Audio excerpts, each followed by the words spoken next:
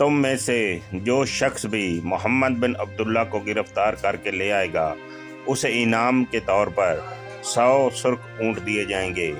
سنو قریش کے سرداروں، آج میں اسلام کو ہمیشہ کے لیے ختم کر دوں گا۔ جب سراقہ بن مالک نے اپنی تلوار نیام میں سے نکالی، جب اس نے گھوڑے کو ایڑ لگائی تو اسے معلوم نہیں تھا تاریخ کا سب سے بڑا شکاری خود قدرت کا شکار ہونے والا ہے۔ ایک ایسا لمحہ جس نے مدینہ کی ہجرت کا پورا منظرنامہ بدل کر رکھ دیا۔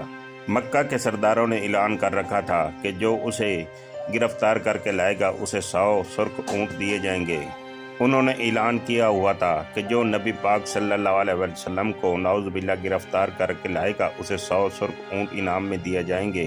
یہ اس وقت کا بہت بڑا انعام تھا کہ سراقہ بن مالک اس انعام کے لالچ میں صحرا کی طرف تپتی ہوئی ریت میں انعام کی غرض سے نکل پڑا۔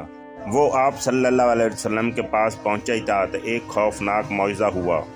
زمین پتھر کی طرح ہونے کے باوجود اس کے گھوڑے کے پاؤں ایسے زمین میں پھنسنے لگے جیسے ریت میں پھنسے جاتے ہیں۔ پھر اس نے دوبارہ کوشش کرنی چاہی، لیکن اس کا گھوڑا گھٹنوں تک زمین میں دھنس گیا۔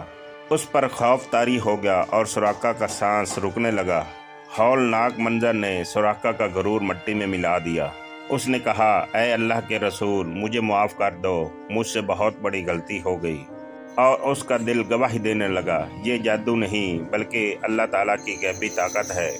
جو تھوڑی دیر پہلے جان کے درپے تھا اب تھر تھر کانپنے لگا تھا اور چیخ کر پکارا، اے اللہ کے نبی، مجھے معاف کر دیجئے۔